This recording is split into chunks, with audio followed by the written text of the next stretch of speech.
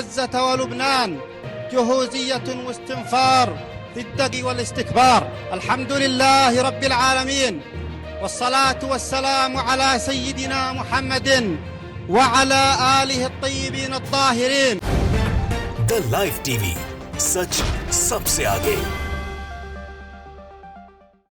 Israel फिलिस्तीन मामले में अब कतर ने एक चौंकाने वाला स्टेटमेंट दिया है, एक स्टैंड लिया है जिसको देखकर सुनकर हर कोई हैरान है और किसी को भी ये अपेक्षा कतर की तरफ से शायद नहीं थी। कतर ने जो फैसला लिया है हमास को लेके, वो कई ऐसे लोगों को चिंता में डालते हैं जो फिलिस्तीन में शांति चाहते हैं, जो इजराइल को सबक सिखाने की वकालत करते हैं।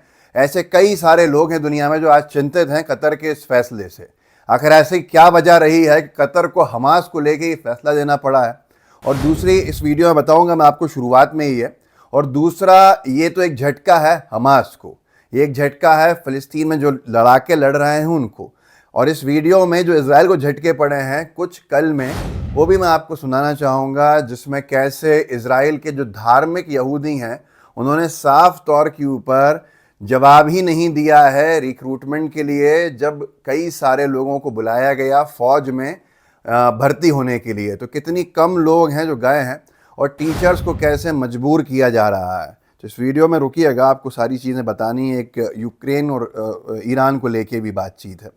खैर, ये कतर का जो स्टैंड है, कतर का स्टैंड साफ तौर के ऊपर ये है कि कतर ने नोटिफाई कर दिया है, ऐलान कर दिया है कि हमास का कोई भी अधिकारी कतर में अब नहीं रहेगा।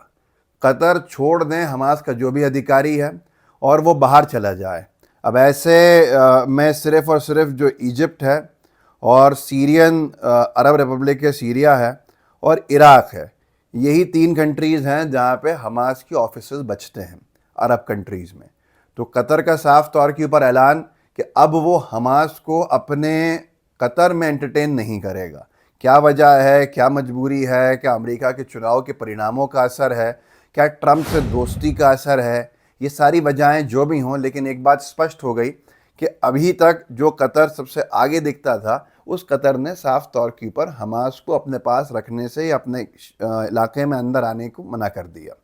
अब ऐसे में कई सारी चीज़ें हैं जो सवाल खड़े हो रहे हैं कि क्या वजह है इसके पीछे। लेकिन अब चलते हैं, ये बहुत जल्दी पता चल जाएगा क्योंकि दुनिया भर में ही कहीं ना कहीं सब जगह पे कुछ ना कुछ चेंजेस हो रहे हैं। यूक्रेन की तरफ से अब तो सीधे तौर के ऊपर ईरान से भी एक तरह से जंग का ऐलान जैसा ही हो गया।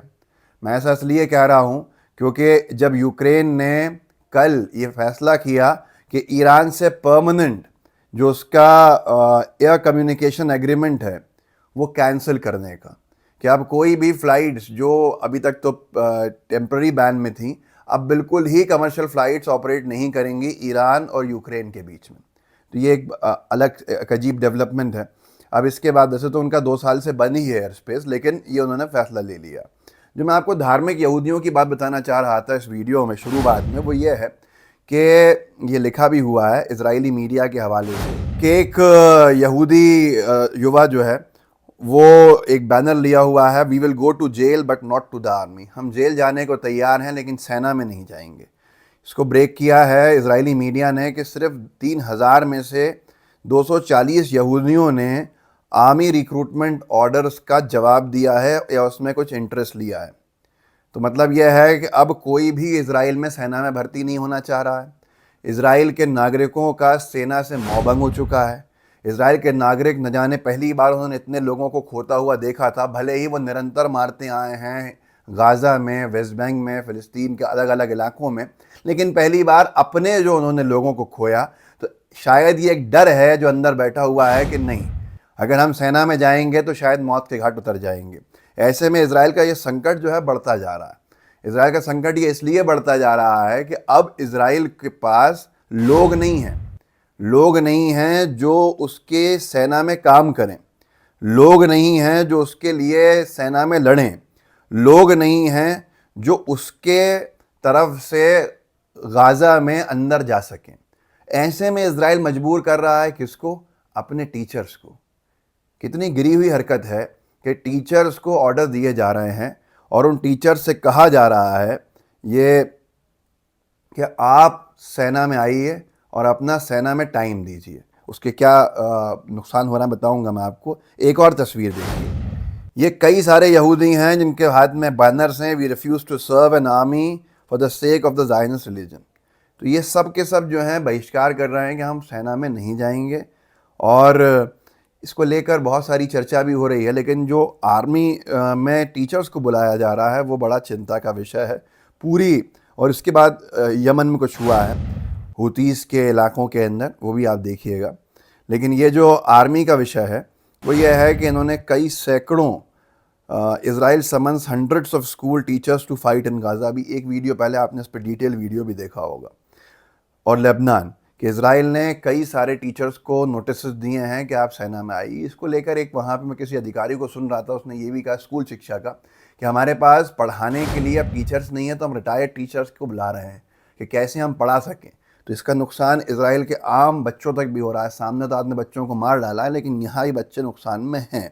क्या हुआ है स्पेन में वो देखने लायक है, और क्या हो रहा है यमन में वो आप देखिए। हाँ, कतर की एक और चीज़ मैंने पढ़ी थी कि कतर ने अपने एयरबेस पे अभी कुछ दिन पहले ही अमेरिका के 6 F-16 लड़ाकू जहाज़ जो हैं और कई मिसाइल्स और दूसरे लड़ाकू जहाज़ और हेलीकॉप्टर को उतरने की अनुमति दी थी। तो ये सीधे तौर पर दिख रहा है कुछ ना कुछ यूएस का इन्वॉल्वमेंट है, जिसके बाद से ये सारी चीज़ें हैं। यमन में क्या हो रहा है वो देखिए आप। यमन में एक बार फिर से जुलूस बहुत हंगामी शक्ल में है। समंदर के बराबर जो है लोग हैं, और एक ही बात है उनकी कि वो इज़राइल के ख़िलाफ़ हैं और इंसाफ चाहते हैं गाज़ा के लिए। आप देख लीजिए इस वीडियो को। बिस्मिल्लाहिर्रहमानिर्रहीम। बयान मसीरत मआ गज़्ज़ा व लुबनान जुहूज़िय्यतुन व इस्तिन्फ़ार ज़िद्दगी वल इस्तिकबार। अल्हम्दुलिल्लाहि रब्बिल आलमीन वस्सलातु वस्सलामु अला सय्यिदिना मुहम्मदिन। इसमें उनका भाषण चल रहा है, कैसे वो गाज़ा के लिए बात कर रहे हैं। अरबी में बात हो रही है तो बहुत कुछ हमें भी समझ में नहीं आएगा, आपको भी नहीं आएगा। लेकिन ये सारा का सारा एक बार फिर से यमन में जमा हुआ है। जो जनता जनार्दन का जो जुलूस है वो आप देख सकते हैं, इतनी बड़े शायद आज कहीं नहीं हो सकता है जिस तरह का यमन में हो रहा। तो ये तमाम चीज़ें हैं जिसके बाद से कई सारी बातें हो रही हैं, कई सारी बातें कही जा रही हैं। स्पेन ने एक ऐसा फ़ैसला लिया है जिससे इज़राइल की पूरी लॉबी जो है वो झटके में है। क्या है वो फ़ैसला जानते हैं आप? वो फ़ैसला है कि स्पेन ने मना कर दिया है किसी भी इज़राइली जहाज़ को जो यूएस की तरफ जा रहा है, या यूएस के जहाज़ों को जो इज़राइल की तरफ जा रहे हैं उनको अनुमति देने का, रुकने की, अपना साहिल इस्तेमाल करने की अनुमति नहीं दी। Spain denies docking permission to Israel bound US vessels. तो ये अपने आप में दुनिया का रुख एक अलग हो रहा है। कतर कुछ और कर रहा है, स्पेन अपनी बात पे एडमेंट है। जो पूर्व सांसद हैं ब्रिटिश एमपी इंग्लैंड की क्लॉडिया वेब, उन्होंने कहा है कि इज़राइल तो खुल के नरसंहार की बात कर रहा है, एथनिक क्लींजिंग की बात कर रहा है फ़िलिस्तीनियों की नदन गाज़ा में से। उसका कोई इंटेंशन नहीं है कि वो उन लोगों को वापस उनके घरों पे जाने दे। ये साफ तौर के ऊपर एक ज़बरदस्ती जो है transfer, act of forcible transfer है। ज़बरदस्ती लोगों को भेजने का काम है, वहाँ से निकालने का। और वेपनाइजेशन ऑफ एड जो है, ये साफ तौर के ऊपर जो एड रोकी जा रही है, या एड जो हथियारों की दी जा रही है इज़राइल को, या जो इज़राइल एड रोक रहा है, ये साफ तौर के ऊपर अवमाननाएं हैं, उल्लंघन है अंतर्राष्ट्रीय कानूनों का। ऐसे में इज़राइल पीस नहीं चाहता है, सिर्फ़ और सिर्फ गाज़ा चाहता है। इस वीडियो को आगे बढ़ाइएगा, लोगों को आप जागरूक कर सकते हैं, लोगों को आप बता सकते हैं कौन सा देश किस तरफ खड़ा हो रहा है, किस देश ने अपना रुख बदला है। ईरान के भी मैं शुरू से कहता हूँ कि मुझे कोई ऐसी अपेक्षा नहीं है, लोगों को होगी, और कहना कि एक उम्मीदीकरण होती है तो हम कहते हैं कि हाँ ठीक है शायद कुछ करें। लेकिन ऐसी परिस्थितियों में ईरान सिर्फ बोल ही रहा है। एक साथ 2 हमले हुए हैं, पर वो हमले कैसे हैं उन सब के बारे में अगर हम चर्चा करेंगे तो फिर चर्चा बहुत दूर तक जाएगी। इस वीडियो को आगे बढ़ाइएगा, लोगों को जागरूक कीजिएगा। आपके पास व्हाट्सएप ग्रुप्स होंगे, सोशल मीडिया अकाउंट्स होंगे, दूसरे प्लेटफॉर्म्स होंगे, उन पे भी शेयर ज़रूर कीजिएगा ताकि लोग जागरूक हों, उन्हें पता चले कि असलियत में हो क्या रहा है और वो क्या देख रहे हैं, वो क्या सुन रहे हैं और हकीकत क्या है। जय हिंद, जय भारत। द लाइव टीवी, सच सबसे आगे।